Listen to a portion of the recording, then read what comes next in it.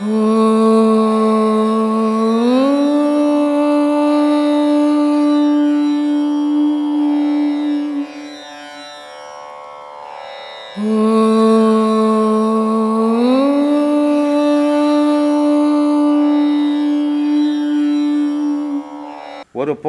ஆற்றல் தனக்குள்ளே இருக்கிறது தெரியாது. அதை இன்னொருத்தர் செய்யும்போது தான் ஏன் அதை நம்ம செய்யக்கூடாதுன்ற எண்ணங்கள் ஏற்படும். அப்போ நம்ம செய்ய ஆரம்பிப்போம். அப்போ உலகத்தில் எல்லாத்துக்கும் ஒரு அடையாளங்கள் தேவைப்படுது. நன்மையாக இருந்தாலும் தீமையாக இருந்தாலும் தீமை செய்யறதுக்கும் அடையாளம் தேவை, நன்மை செய்யறதுக்கும் அடையாளம் தேவை. ஆனால் அதை தீமையை யார் எடுக்க மாட்டான்னா நல்லவன் தீமையை எடுக்க மாட்டான். நல்லவன் நல்லதை மட்டும் பார்ப்பான். அந்த நல்லதை பார்க்கும்போது அவர் செய்தது ஏன் நம்ம செய்யக்கூடாது? ஏன்னா நமக்கு முன்னோர்கள் இதெல்லாம் காட்டிட்டு போயிருக்காங்க. அதை தான் நம்ம பின்பற்றின்னு வரோம். நம்ம ஒன்றும் புதுசாக வானத்தில் குதித்து நம்மளே தான் கண்டுபிடிச்சி செய்யலை. இதை எல்லாத்துக்கும் அடிப்படை முன்னோர்களே. அந்த முன்னோர்களை பின்பற்றி போகும்போது நம்ம வாழ்க்கையிலும் துன்பம் இல்லாத மன அமைதியோடு வாழலாம். அவங்கள பின்பற்றாத அவர் என்ன நான் பின்பற்றது என் வாழ்க்கை நான் வாழ்வேன்னு வாழும்போது துன்பங்கள் வரும்போது நீ தான் அனுபவிச்சாகணும். அதனால் முன்னோர்களை பெரியவங்களை பின்பற்றி போகிறது தவறே கிடையாது. அது ஒரு நல்ல உதாரணத்துக்கு வரவேற்பு கொடுக்க வேண்டிய விஷயம். அது சில பேர் அதை அவாய்ட் பண்ணுறாங்க. அதனால் எல்லாத்துக்குமே ஒரு அடையாளம் வேணும் உலகத்தில். அந்த அடையாளத்தை பார்த்து தான் நம்ம எல்லோரும் செய்கிறோம். அதை நீங்கள் மட்டும் இல்லை, நான் மட்டும் இல்லை, எல்லோரும் அதை பார்த்து செய்கிறோம். இப்போ நம்ம தாய் இப்படி இருந்தாங்கன்னு பார்த்தா நம்ம இப்படி வாழறோம். நம்ம தாய் எப்படியோ இருந்தாங்கன்னு நமக்கு தெரியலனா நம்ம எப்படி இருப்போன்னே நமக்கு தெரியாது. அப்போது எல்லாத்துக்கும் அடிப்படை முன்னோர்கள். அந்த முன்னோர்களை வணங்கி வழிபடணும். அது நமக்கு ரொம்ப நல்லது. அதை வழியை பின்பற்றணும். அதை தான் சொல்லி கொடுத்துன்னு இருக்கிறோம். நினைக்கிறோம் நம்ம தான் அர்ப்பணித்தோம், நம்ம தான் தியாகம் பண்ணிக்கிறோம், நம்ம தான் சாமர்த்தியசாலி, நம்ம தான் புத்திசாலின்னு. இல்லை. உஜ்ஜினி நாட்டினுடைய மன்னன் பத்ரகிரி, மத்திய பிரதேசத்தில் உஜ்ஜினி என்ற நாட்டினுடைய மன்னன். அப்போது அந்த மன்னன் நினச்சிருந்தா எப்படி ஒன்றா வாழ்ந்துருக்கலாம். அவ்வளோ பெரிய நாடை தூக்கி போட்டுட்டு இந்த ஞானத்தை தேடி இறைவனை தேடி ஊராக திரிஞ்சு கடைசியில் திருவிடை மருதூரில் மோட்சம் பெறுகிறார். அதே மாதிரி பட்டினத்தார் பூம்புகாரில் பிறந்து அவருடைய சொந்த பேர் பட்டினத்தார்ன்றதில் திருவன்காடான்னு அவருடைய சொந்த பேர். அந்த பூம்புகாரில் பிறந்து 10 வயசு இருக்கும்போது அவங்க அப்பா இறந்து அவர் 5ஆம் கிளாஸ் வரைக்கும் படித்து, அப்பா இறந்ததால் அவங்க செட்டியார் வம்சத்தில் தாய் போய் வியாபாரம் பண்ணக்கூடாது கடையேறி.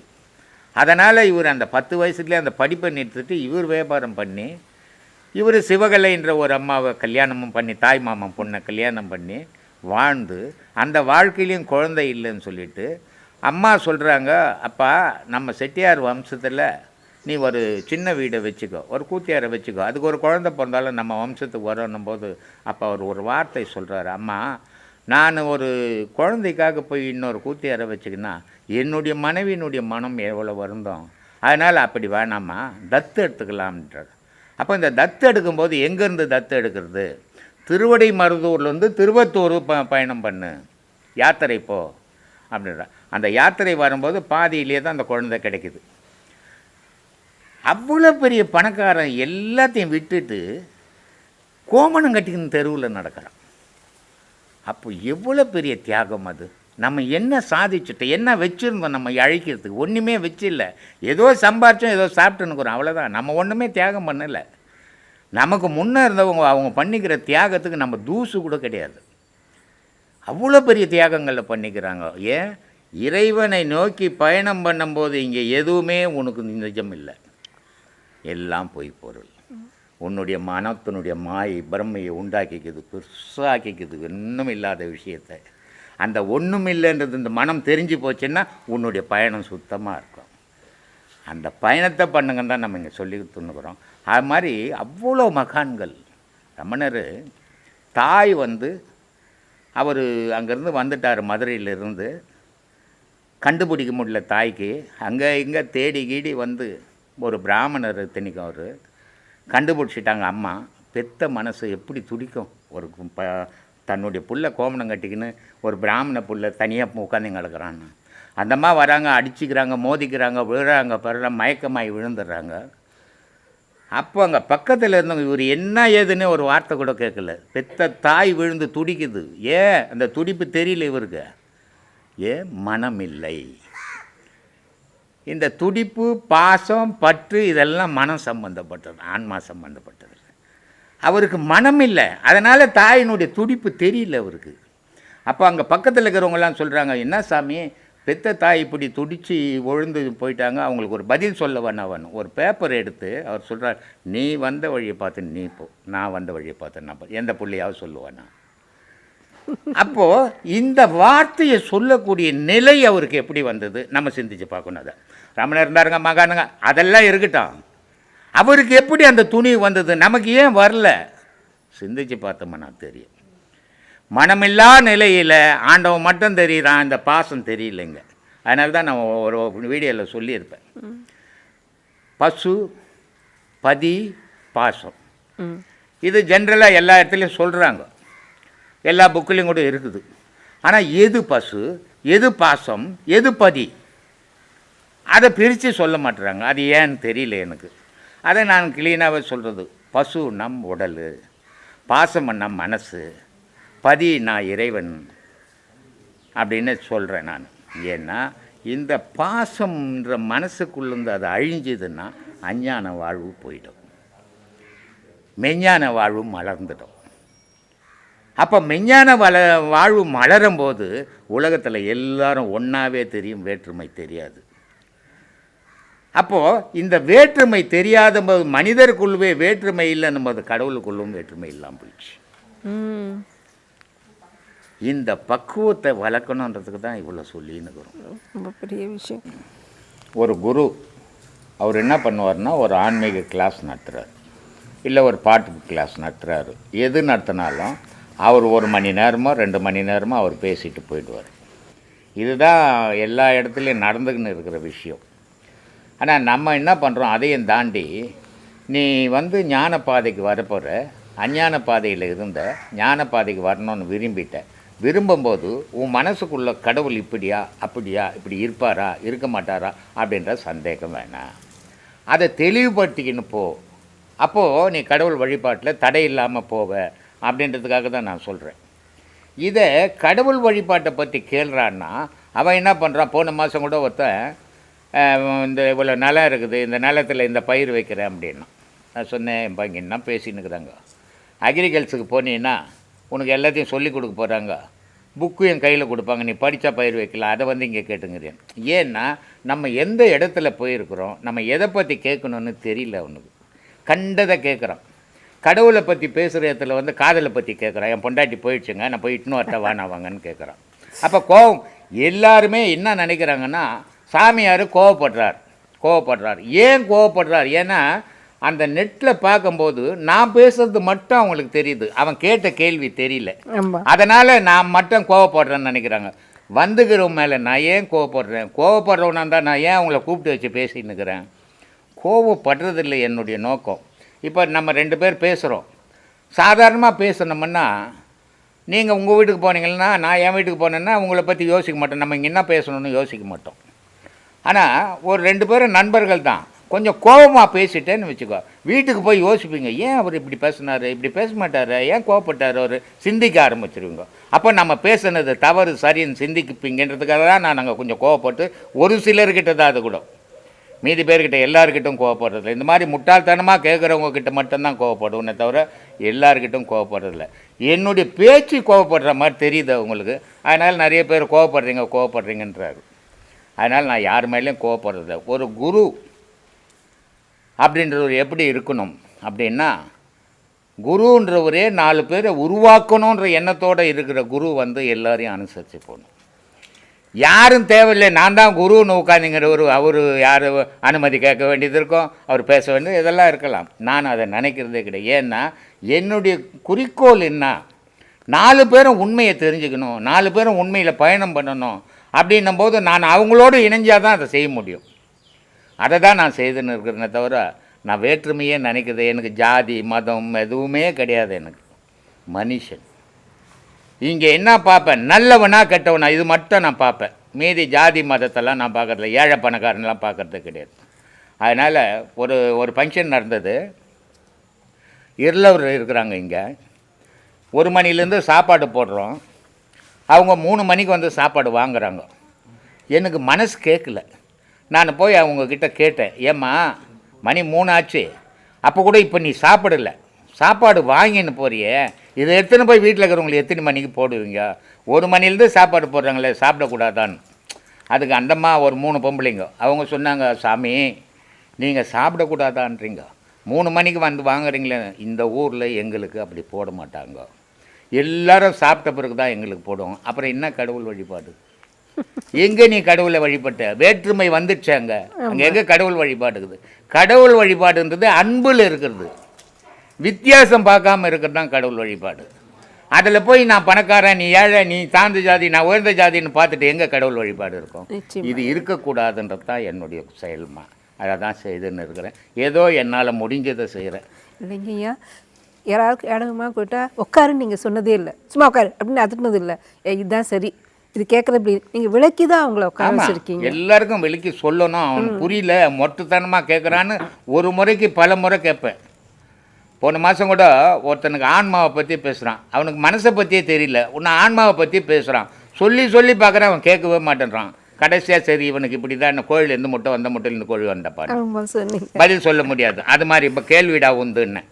ஏன்னா இவன்லாம் எப்பவுமே தெரிஞ்சிக்க முடியாது, இப்படியே கேட்டுக்கினே வாய்ஸ் போயிடுமே தவிர, ஒருத்தர் சொல்கிறாங்க அனுபவத்தில் சொல்கிற போது அதை கேட்டுக்குன்னு அது படி பயணம் பண்ணினா தான் அது உண்மையாக பொய்யான்னு உன்னால் புரிஞ்சிக்க முடியும்.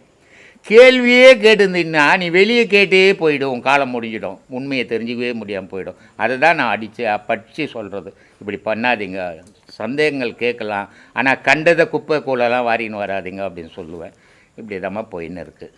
சொல்லுங்கம்மா. ஐயா, நீங்கள் ஆன்மீகம் அப்படிங்கிறது வெறும் சாமி பக்தி இல்லை, ஏதோ ஒன்று நினச்சி ஒரு போதையாக அந்த நேரத்தில் அப்படி அந்த அனுபவமாக கொண்டு போகாமல் ஒரு அறிவியல் அடிப்படையில் உன் மனம் உன்னோடைய செயல்பாடுகளை ஒழுங்கடுத்தி பண்ணிக்கிறது அப்படின்னு எடுத்துகிட்டு போகிறேங்க ஐயா. இந்த அடிப்படையை ஒரு எப்படி நீங்கள் கட்டமைச்சிங்க? அனுபவம் தான்மா இதுக்கு காரணம். மெயினாக சிந்தனை தான் எல்லாத்துக்கும் பேஸ். எல்லாத்துக்கும் பேஸ் மனம், மனத்துக்கு அப்புறம் சிந்தனை, சிந்தனைக்கு அப்புறம் செயல். இது 3 தான் உலக தொடர்ச்சி. அதுக்கப்புறம் கடவுள் தொடர்ச்சி இருக்கட்டும். மனசு சிந்திக்குது, கடவுள் எப்படி இருப்பார், அவர் எந்த ரூபத்தில் மனிதனுக்குள்ளே இருக்கிறார், அவருடைய செயல்கள் என்ன, இது சரியா தப்பா, இப்படியே மனம் சிந்திக்க சிந்திக்க சிந்திக்க அந்த சிந்தனை செயலாக மாறுது. அந்த செயலாக மாறும்போது இதுக்கெல்லாம் எது எது பேஸாக இருக்குது அப்படின்னா, கண் ஒன்றுக்கு பேஸாக இருக்குது, காது ஒன்றுக்கு பேஸாக இருக்குது, மூக்கு ஒன்று பேஸாகுது, வாய் ஒன்று பேஸாகுது, உடல் ஒன்று பேஸாகுது. இது வெளிப்பொருள். இந்த 5யுமே வெளிப்பொருள். அப்போது இந்த 5யும் ஞானி என்ன சொல்கிறான், பொய்டான்றான். ஆனால் அஞ்ஞானி என்ன சொல்கிறான், இது மெய்டான்றான். அப்போ ஞானி சொன்னது மெய்யா, அஞ்ஞானி சொன்னது மெய்யான்னு பார்த்தா ஞானி சொன்னது தான் மெய்யாகுது. ஏன்னா இந்த 5யுமே மண்ணு தொன்ன போகுது இல்லையா? மனம் இந்த 5னுடைய பதிலை கேட்டு இந்த மனத்தினுடைய முடிவு எடுக்குது. அது சரியாகவும் இருக்கலாம், தப்பாகவும் இருக்கலாம். ஆனால் இந்த 5னுடைய பதிலுக்கு தான் அது காத்திருந்து ஒவ்வொரு செயலையும் செய்யுது. அப்போது இதில் முக்கியமான பதிலை எதிர்பார்க்கறது எதுக்கிட்ட? கண்ணுக்கிட்ட. அதுக்கு அடுத்தது காதுக்கிட்ட, அதுக்கப்புறம் தான் மீதி இந்த 3 பொருள்கிட்ட. அப்போது யார் என்ன பேசுகிறான் அதுக்கு பதில் சொல்லணும். அப்போ அந்த காதுக்கு ரொம்ப முக்கியத்துவம், கண் எதை பார்த்தது அதுக்கு ரொம்ப முக்கியத்துவம். மீதி மூக்கு மோடுறது, உடல் உணர்றது, வாய் பேசுறது, இதெல்லாம் அதுக்கு அடுத்தபடியே தான். இந்த 2 பொருள் ஆகாயமும் இந்த நெருப்பும் சேர்ந்து தான். ஆகாயம்னா காது, நெருப்புன்னா கண். இந்த 2ம் சேர்ந்து மனம்ன்ற காத்துக்கிட்ட பதிலை சொல்லி இன்னைக்கு செயலை செய்ய சொல்லுது, அது செய்யுது. இது எப்படி செய்யுது? இதுக்கு பேர் அந்தகரணம். அந்தகரணம்னா என்ன? இல்லாதது இருக்குது. அந்தகரணம்னா இல்லை அது, ஆனால் இருக்குது. இது குழப்பமான விஷயமாவே தெரியும். இப்போ காணல் நீர் அப்படின்னு சொல்கிறோம், அது இல்லை, ஆனால் இருக்கிற மாதிரி தெரியுது. அதே மாதிரி இந்த அந்தகரணம் என்ற மனம் இல்லை, ம் ஆனால் செயல் புரியுது. ம் இது எப்படி செயல் புரியுது? என்னென்னவா இருக்குது? சித்தம், புத்தி, அகங்காரம், மனம், நாலும் சேர்ந்தது அந்தகரணம். ம் இந்த நாலுனுடைய செயல்பாடும் இந்த நாளினுடைய செயல்பாட்டையும் இழுத்துக்குது. ம் அப்போது மறைமுகமாக இருந்து உடலுக்குள்ளே எல்லா கெட்டி பொருளாகுது. கண்ணு கெட்டி பொருளாகுது, காது கெட்டி பொருளாகுது, மூக்கு கெட்டி பொருளாகுது, வாய் கெட்டி பொருளாகுது, உள்ளகிற பொருளெல்லாம் கெட்டி பொருளா. மனம்ன்ற ஒரு பொருள் கெட்டி பொருள் இல்லை. ம் உலகம் ஃபுல்லாக ஆனால் மனசை பற்றி பேசினுக்கிறோம். அப்போ மனம்ன்ற பொருள் என்னவா இருக்குது அப்படின்னா சுவாசமாக இருக்குது. ஆ அப்போது இந்த சுவாசமாகப்பட்டது பேர் என்ன இதுக்கு? உயிர். ம் அப்போ இந்த சுவாசத்துக்கு பேர் உயிர். இது உயிராக இருக்கிற வரைக்கும் எந்த எண்ணமும் இல்லை அதுக்கு. ம் ஆனால் இந்த உயிருக்குள்ள எண்ணங்கள் போய் நுழைஞ்ச உடனே கண் பார்த்து சொன்னது, காது பார்த்து சொன்னது, மூக்கு பார்த்து சொன்னது, வாய் பார்த்து சொன்னது, இது எல்லா எண்ணங்களும் ஒன்று சேர்ந்த உடனே மனம்னு ஒரு பொருள் உண்டாச்சு. ம் அது வரைக்கும் மனம் இல்லை, அது உயிராக தான் இருந்தது. அப்போ இந்த எண்ணங்கள் சேர்ந்த பிறகு உயிரோட மனம்ன்ற பொருளாச்சு. மனம்ன்ற பொருள் வந்த உடனே சிந்திக்க ஆரம்பிச்சிச்சு. சிந்தித்த உடனே செயல்பட ஆரம்பிச்சிச்சு. அப்போ அந்த காரணம்னா சித்தம், புத்தி, அகங்காரம். சித்தம்னா அறிவு, புத்திமன்னா ஆலோசனை, அகங்காரம்னா முடித்தல், மனம்னா செய்ய சொல்கிறது, குருவாக இருந்து வழி நடத்துது. அப்போ இந்த 4 பொருளும் இல்லை, இருந்துக்குன்னு உலகத்தில் வழி நடத்திங்குது. அப்போ ஞானத்தினுடைய முடிவு என்ன? இந்த 4 அழிச்சிடு. இந்த 4 அழிச்சா என்ன இருக்கும்? இப்போது நான் ஒரு ரவுடி, 3 பேர் அடியாட்களை வச்சுன்னுக்கிறேன். அவர் போய் இதனை பண்ணி, இவரை போய் என்ன பண்ணி, இவர்கிட்ட பிடிக்கணும், அவர்கிட்ட பிடிக்கணும்னு சொல்லினுக்கிறேன், எல்லாம் செய்துன்னுக்குறாங்க. இந்த 3 பேரை கொண்டுட்டா நான் தனித்து வாழ முடியுமா? ஏன்னா இவ்வளோ அட்டியும் பண்ணிக்கிறாங்க. ஊர் என்ன விடுமா? என்ன வந்து என்ன பண்ணுவாங்க? அப்போ நான் என்ன பண்ணுவேன்? நான் இருந்த இடத்துக்கு ஓடிடுவேன். அப்போ நான் பிறந்தது ஆன்மாவில், ஆன்மாவோடு இணைஞ்சிடுவேன். அப்போ மனம்ன்ற ஒரு செயல் இல்லை. மனம்ன்ற செயல் இருக்கிற வரைக்கும் மனித செயல். மனம்ன்ற செயல் போய் ஆன்மா செயல் வரும்போது மகானுடைய செயல். உலகத்தில் அறிவையும் உயர்வையும் தேடி நிறைய பேர் ஓடிட்டு இருக்காங்க. அது ஒருத்தருக்கு மட்டுமே சாத்தியம், ஒருத்தருக்கு சாத்தியம் இல்லை அப்படின்னு பேசிக்கிறாங்க. அப்போது உலகத்தில் அறிவை தேடுவதுங்கிறது, அறிவையும் வாழ்க்கையில் உயர்வை தேடுவது, நல்ல வசதியாக வாழறது, செல்வமாக வளமாக இருக்கிறது, நிறைய பேர் மக்களை பெற்று வளமாக வாழ்கிறதா, இல்லை தன்னை அறிந்து தன்னை வெளிப்படுத்திக்கிட்டு வாழறது ஒரு வெறுமையான உலகமாக நிறைய பேர் நினைக்கிறாங்க. ஒரு ஞானியாக உட்காந்து எதையுமே எல்லாத்தையும் திறந்துட்டு தன்னை அறிந்து கொண்டு வாழ்வது ஒரு பிரயோஜனமாக நினைக்கிறாங்க. அது மாதிரி எல்லாருக்கும் சாத்தியம் இல்லைன்னு நினைக்கிறாங்க. இந்த மாதிரி வாழ்க்கை முறை விஷயத்துலம்மா எல்லாம் எல்லாருக்கும் சாத்தியம். இப்போது உங்களால் ஒரு விஷயம் பண்ண முடியும், அந்த விஷயத்தை பார்த்து என்னாலையும் பண்ண முடியும், பார்க்காம பண்ண முடியாது. ஆனால் அதுக்கு ஒரு முன்னாடி செய்தீங்க, அதை பார்த்து தான் நான் செய்கிறேன். ஆனால் உலக விஷயத்தில் எல்லாமே எல்லாராலையும் செய்ய முடியாது. ஒருத்தர் செய்கிறதை இன்னொருத்தரால் செய்ய முடியாது, இன்னொருத்தர் செய்கிறதை இன்னொருத்தரால் செய்ய முடியாது. இது உலகம் அப்படிப்பட்டது. இப்போது பூமி ஒரே பூமி தானே, ஒரே பூமி தான், ஒன்றும் வித்தியாசம் இல்லை. ஆனால் ஒரு இடத்துல கிணறு எடுத்தோம்னா தண்ணி இனிக்குது, ஒரு இடத்துல கிணறு எடுத்தோம்னா உப்பு கரிக்குது, ஒரு இடத்துல தண்ணி எடுத்தோம்னா சவுறாக இருக்குது. ஒரே பூமி தான், ஆனால் வேறுபட்டு தண்ணி இருக்குது. அதே மாதிரி தோற்றத்தில் மனிதன் ஒருவன் தான், ஆனால் செயல்கள், அவனுடைய யோசனை, அவனுடைய சிந்தனை, அவனுடைய மனப்போக்கு வேறு வேறு. அப்போது அவன் சிந்தனைக்கு ஏற்ற மாதிரி அவனுடைய செயல்கள், அந்த செயல்கள் ஒருத்தனுக்கு இருக்கிற சிந்தனை இன்னொருத்தனுக்கு இருக்காது, இன்னொருத்தனுக்கு இருக்கிற சிந்தனை இன்னொருத்தர் இருக்காது. அதனால் அவனுடைய செயல் அவனுக்கு பிடிச்சது அவனுக்கு சரி, அவன் செய்கிறான். இவனுக்கு பிடிச்சது இவனுக்கு சரி. ஏன் அவன் செய்த மாதிரி இவன் செய்யலை நம்ம எண்ண முடியாது, அது அவன் மனசுக்கு பிடிச்ச மாதிரி. ஆனால் பொதுவான நோக்கத்தில் என்னால் மட்டும்தான் முடியும் அப்படின்றது அது தவறான குறிக்கோள். ஏன்னா உன்னால் மட்டும்தான் முடியும் அப்படின்னா உலகத்தில் இப்போ தான் அது உதயமாகணும் இல்லையா? அப்படி தான் நம்ம ஒரு விஷயம் முடியும் உங்களாலன்னா அந்த விஷயம் இப்போ தான் அது உதயமாகணும் உலகத்தில். ஆனால் உங்களுக்கு முன்னாடி எத்தனையோ கோடி பேர் அதை செய்துட்டேன். அப்போ உங்களால் மட்டும்தான் முடியும் இல்லை, எல்லாராலையும் முடிஞ்சு இருக்குது, செய்திருக்கிறான். செய்ததை பார்த்தா நானே செய்கிறேன். அப்போது நீயே பின்தொடர்ந்து தான் போறியே தவிர உன்னால் மட்டும்தான் உருவாக்கலை அதை. இப்படி மனிதன் தன்னை தானே மிகைப்படுத்திக்கும் போது நான் தாங்க செய்ய முடியும், என்னால் மட்டும்தாங்க முடியும்னு அவன் மிகைப்படுத்திக்கிறான் தன்னை. அதனால் அந்த வார்த்தைகள் வருது. ஆனால் எல்லாராலையும் எல்லாம் செய்ய முடியும். ஒரே ஒரு விஷயம் என்னன்னா, அஞ்ஞானத்திலிருந்து மெஞ்ஞானத்துக்கு போகிறது கடினம். அது யாரோ ஒருவனுக்கு தான். இப்போ அஞ்ஞானத்தில் இருக்கிறவன் என்ன சொன்னான், வெறுமையாக உட்காந்துங்கிறான் அவன் அப்படின்னு இவன் பார்வைக்கு அது தெரியும். அவன் வெறுமையாக உட்காந்து உன்னை விட ஆனந்தமாக இருக்கிறான் அவன். ஆனால் அந்த ஆனந்தத்தை உன்னால் அறிய முடியாது. ஏன்னா நீ அறிய முடியாத இடத்துல நிற்கிற, அவன் அறிஞ்ச இடத்துல நிற்கிறான். அதனால் அவனுக்கு அது ஆனந்தமாகுது. அறிவுன்றது 2 அறிவுக்குது. மனத்தோட ஒரு அறிவுக்குது, ஆன்மாவோட ஒரு அறிவுக்குது. மனத்தோடு, அதனால தான் சொன்னேன் சித்தம் புத்தி அகங்காரம் மனம் அப்படின்னு. அப்போது சித்தம்னா அறிவுன்னு அர்த்தம். அந்த அறிவு மனசோடும் ஒரு அறிவுக்குது, ஆன்மாவோடும் ஒரு அறிவுக்குது. மனசோட இருக்கிறது சிற்றறிவு. அது சின்ன சின்ன விஷயங்கள், இந்த உலக சம்மந்தப்பட்ட விஷயத்தையே ஆராயும். அது பெருசாக இருக்கும் அவனுக்கு. அதனால் அந்த சிற்றறிவு ஆராயிறது பெருமையாக இருக்கும் அவனுக்கு.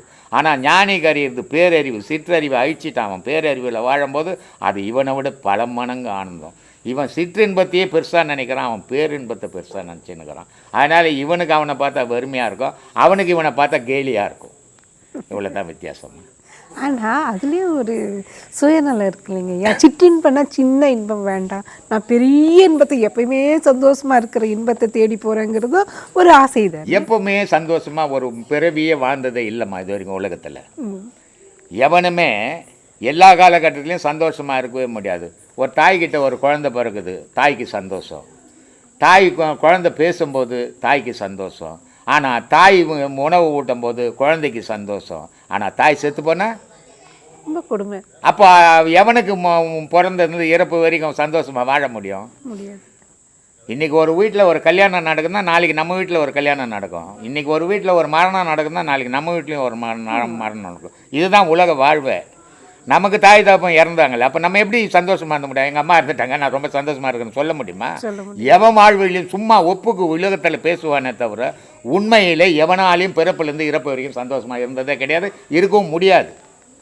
மனைவி செத்துடுவான், பிள்ளை செத்துடுவான், அண்ணன் செத்துடுவான், தகப்பன் செத்துடுவான். எவன் சந்தோஷமாக வாழ முடியும்? எத்தனை கோடி வச்சிருந்தாலும் சந்தோஷம்ன்றது உன் மனசுக்குள்ளக்குது, கோடியில் இல்லை. 100 கோடி 100 வீடு வச்சுன்னுக்கிற நீ, படுக்கிறதுக்கு தேவை 10 அடி தான் தேவை. 100 வீடு வச்சுன்னு சந்தோஷமாக்குறையா? உன்னை விட இன்னொருத்த 200 வீடு வச்சுக்கிறேன்னு. அப்போ நீ எங்கே பெரிய ஆள்? யாரும் பெரிய ஆள் இல்லை, யாரும் சின்ன ஆள். கடவுள் ஒருத்தனே விஏபி, அவன் ஒருத்தனே பெரிய ஆள், அவன் ஒருத்தனே உயர்ந்தவன். அவ்வளோதான் எனக்கு தெரிஞ்சதுமா.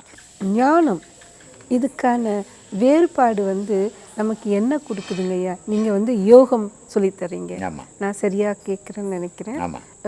இந்த அறிவு யோகம் நமக்கு தெரிவிக்குது, நம்மகிட்ட இவ்வளோ சக்திகள் இருக்குது, நம்ம இவ்வளோ நல்லா வாழ முடியும், நமக்கு இருக்கிற இந்த வாழ்க்கை, ஒரு வழி கிடைக்கிற இந்த வாழ்க்கை இன்னும் சிறப்பாக சந்தோஷமாக வாழ முடியும் இந்த உலகத்தில் அப்படின்னு சொல்லித்தருதுன்னு நான் எடுத்துக்கிறேன். சரி, அப்போது தவம் அப்படிங்கிறது என்ன செய்யுதுங்கய்யா?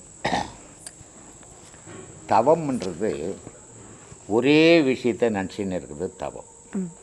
யோகம்ன்றது உனக்குள்ளவே கடவுளை தேடுறது யோகம். ஞானம்ன்றது உனக்குள்ளவே தேடி இறைவனை பார்த்தது ஞானம்.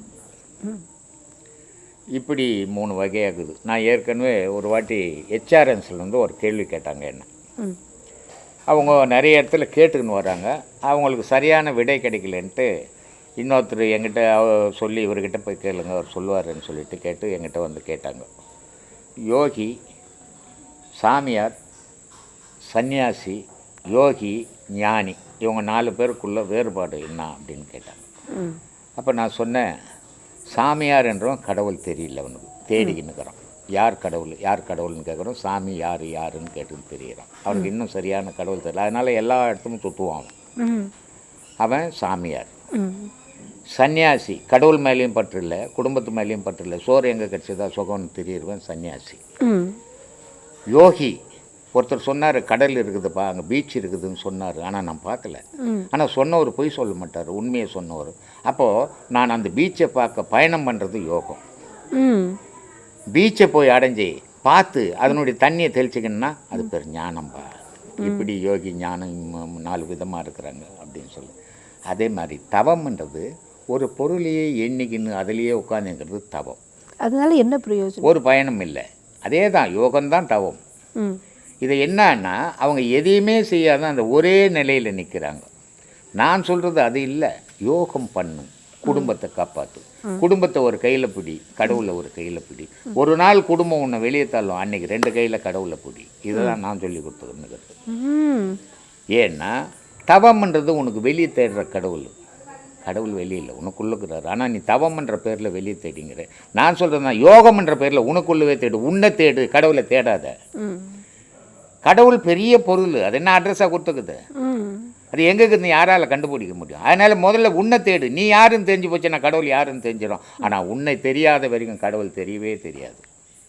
இதான் ஏன் பாலிசம்மா ரொம்ப பெரிய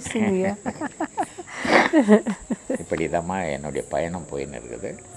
அதனால் இப்படி தான் நான் சொல்லி கொடுத்துனுக்குறேன். இது ஏன் சொல்லி கொடுக்கணும், இது ஏன் செய்யணும், இதானே உங்கள் கேள்வி. அதுக்கு தானே வந்தீங்க நீங்கள்.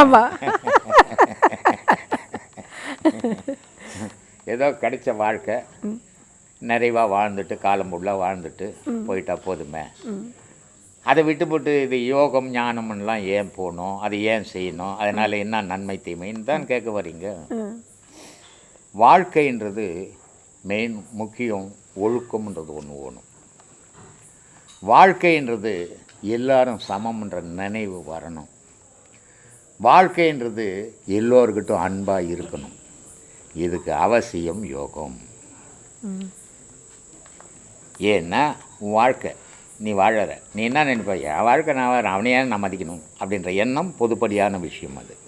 ஆனால் இதில் போகும்போது எத்தனை கோடி வச்சிருந்தீனாலும் உனக்கு அந்த எண்ணம் வர எல்லாம் ஒன்று தான் அப்படின்ற எண்ணத்தை உனக்கு உருவாக்கிடும் உன் மனம்.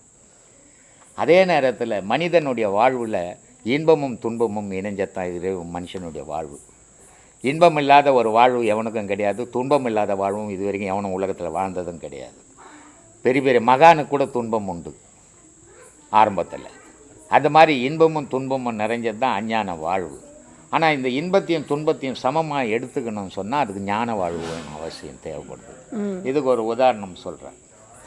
என்னை பெற்ற அம்மா இறந்துட்டாங்க, என்னை வளர்த்த அம்மாவும் இறந்தாங்க. என்னை வளர்த்த அம்மாவை நான் எங்கிட்டவே வச்சிருந்து அவங்களுடைய இறப்பு எல்லாத்தையும் நானே எடுத்தேன். என்னை பெற்ற அம்மாவும் இறந்துட்டாங்க, கொல்லி போடணும், நான் தான் தலைப்புள்ள. என்னை வளர்த்த அம்மாவுக்கு நான் கொல்லி போட்டேன், ஏன்னா அவங்களுக்கு குழந்தை இல்லை.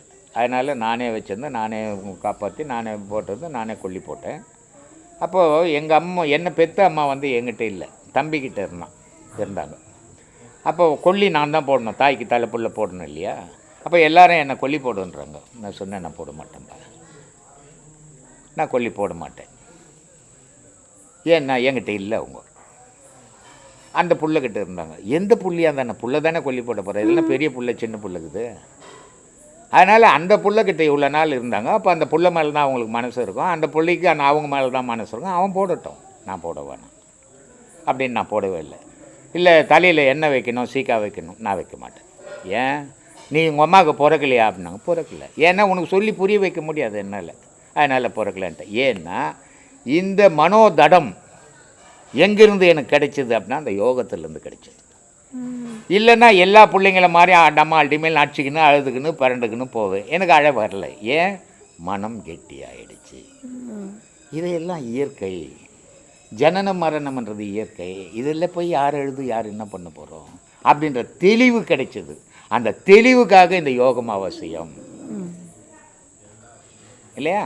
அதுக்காக தான் இதை பண்ணுங்கன்னு சொல்கிறேன். இல்லை இதை பண்ணுறதால எதுவும் பணங்கணும் வருமானம் ஒன்றையும் வராது, இருக்கிறதும் போயிடும். அதையும் ஓப்பனாகவே நான் சொல்லிவிடுவேன். இதுங்க வந்துட்டா ஏதாவது வரும்லாம் நினச்சின்னு வராதிங்க, இருக்கிறதும் போவோம். ஏன்னா பொய் பொருட்டெல்லாம் பண்ண முடியாது. உலகத்தில் ஏமாற்றி எப்படியோ சம்பாரிச்சிக்கின்னு இருப்பேன். இதுக்கு வந்துட்டீங்கன்னா அது முடியாது. அப்போ போவோம் இல்லையா இருக்கிறதும். அதனால் அதை யோசித்துக்கினே வாங்க அப்படின்னு சொல்லிவிடுவேன் நான். அதனால் இது சத்திய பாதை, இது மனதடப்படும். இன்பம் துன்பம் இல்லை, சமம் அமைதி மட்டும் வேணும் என்று விரும்புகிறவனுக்கு இது சரி. இன்பம் வேணும் துன்பம் வேணும்னுக்கு அது சரி. அதுதான்மா இந்த வித்தியாசமான வாழ்க்கை. இது அசைவம் சாப்பிட்றதால பிராமணெல்லாம் அசைவம் சாப்பிடாதுக்கிறா, அதனால் இறைவனை அடைஞ்சிடுவானா? அசைவம் சாப்பிட்றதும் சைவம் சாப்பிட்றதும் எதுக்காகன்னா உன்னுடைய மனக்கட்டுப்பாட்டுக்கு தான், மூர்க்கத்தனம் வரக்கூடாதுன்றதுக்கு தான். அதனால் இறைவனை அடைஞ்சிட முடியாது. இறைவனை அடையணும்னா உன் மனம் இறைவனை நாடணும். உலகத்தை நாடக்கூடாது, தொழில் செய்யக்கூடாது, நீ பொண்டாட்டி புள்ள குட்டியை பார்க்கக்கூடாது, கடவுள் தான் கதின்னு வாழ்ந்தீங்கன்னா இறைவன் அடையலாம், இல்லைன்னா அடைய முடியாது. இந்த மனம் அன்புக்கு ஏங்குது. ஏன்னா செய்ததெல்லாம் குருவும் நல்லா தெரியுது, ஆனா அன்புக்கு ஏங்குது. ஆனா அன்பு காட்ட ஒரு பையன் ஆள் இருக்காதுங்க. கண்ணு போன பிறகு சூரிய நமஸ்காரம்னு சொல்றாங்க தெரியுமா? வாழுங்காலத்தில் வாழாம வாழ்க்கையை பாழ் பண்ணிட்டு சாவுங்காலத்தில் வாழ்க்கையை தேடும் போது கிடைக்காது. அந்த மாதிரி கதை உங்க கதை. அதனால இனிமேல் இருக்கிறத வச்சுன்னு வாழ்ந்துட்டு போங்க. எங்கன்னா இந்த 2 புஷ்ன்னு வந்தீங்கன்னா இங்கே கூட விட்டுடலாம், ஜூ மாதிரி வச்சுக்கலாம். ஏன்பா உங்களை பற்றி கேள்வி 5 தலை நாகம் 10 தலை நாகம் புஷ்ப என்ன பண்ண போகிற? ஒரு தலை நாகம் தட்டினா ஆஸ்பத்திரிக்கு போகிறதுக்குள்ள உயிர் போகுது. 5 தலை நாகம் தட்டினா இருப்பியா நீ? அது எதுக்கு உனக்கு அந்த வேலை? நினைப்பு தான் காரணம். நினைவு தான்ப்பா பயத்துக்கு அடிப்படை. முதல்ல சைக்கிள் கற்றுக்கிறான் தெரியுமா? சைக்கிள் கற்றுக்கிறான் இல்லை, எத்தனை நேரத்தில் ஓடுறான். அவனை ஒரு ஆள் புஷ்ன்னு ஓட்ட வேண்டியதாகுது இல்லைன்னா ஊந்துடுறான் கீழே. அப்புறமா சைக்கிள் ஓட்ட அவன் தெரிஞ்சுக்கின பிறகு என்ன ஆகுது? முதல்ல ஏன் ஊந்தான், இப்போ மட்டும் ஏன் விழாமல் ஓட்டுறான்? பழக்கம் இல்லை, பயம். ஓட்டுறதுக்கு முன்னே நம்ம யார் மேலே ஏற்றிடுமோ, எங்கே போய் இடிச்சிடுமோ, எங்கே ஊந்துடுமோன்ற பயம் வந்துடுச்சு. அதனால் ஊந்து ஏந்துக்கிறான். ஓட்ட தெரிஞ்சுக்கின பிறகு நம்ம யார் மேலே எடுக்க மாட்டோம், எதுலேயும் மாட்ட மாட்டோம், தைரியம் வந்துடுச்சு, அப்போ ஓட்டிக்கின்னுக்கிறான். அது மாதிரி மனசை தைரியப்படுத்து. எல்லாமே ஆன்மாவா பேசி எல்லாம் சொன்னீங்க. அந்த ஆன்மாவை அறிய வேண்டும். அது அறியிற வயசு இல்லைங்க. அது அறியணுன்னா இளமை வேணும், அது அறியணுன்னா விந்து வேணும். எல்லாத்தையும் ஒருத்தர் கால் சட்டி எடுத்துக்குன்னு எனக்கு சட்டி நிறைய வச்சுங்கிற மாதிரி பேசக்கூடாது. இருக்குன்னு சொன்னீங்க. ஆனால் வந்து ஆன்மீகத்தில் அன்புங்கிறது, அன்பு காட்டணும் அப்படிங்கிறது அன்பே சிவம் அப்படின்னு சொல்கிறாங்க. சரி, எல்லாமே அன்பு காட்டுங்க. சரி. ஆனால் அன்பு தான் வந்து பற்றுக்கு அடிப்படையாகவே இருக்குது. சரி. அன்பு இல்லாமல் இருக்க முடியல, அன்பு காட்டினா பற்றாகவும் மாறுது. சரி. அப்போ அன்பு காட்டணுமா? அன்பு காட்டாமல் யார் மேலே காட்டணும்? அன்பு யார் மேலே காட்டணும் சொல்லு. உன் பொண்டாட்டி மேலே அன்பை காட்டினா உன்னை நல்ல புருஷன்னு சொல்ல போகிறா. உங்கள் அம்மா மேலே அன்பு காட்டினா என் பிள்ளை மாதிரி யாரும் இல்லைன்னு சொல்ல போகிறா. உன் தம்பி மேலே அன்பை காட்டினா எங்கள் அண்ணன் மாதிரி யாரும் இல்லைன்னு சொல்ல போகிறான். இதனால் உனக்கு என்ன லாபம் சொல்லு? இதெல்லாம் அன்பு காட்டியிருக்கிற உனக்கு என்ன பயனா?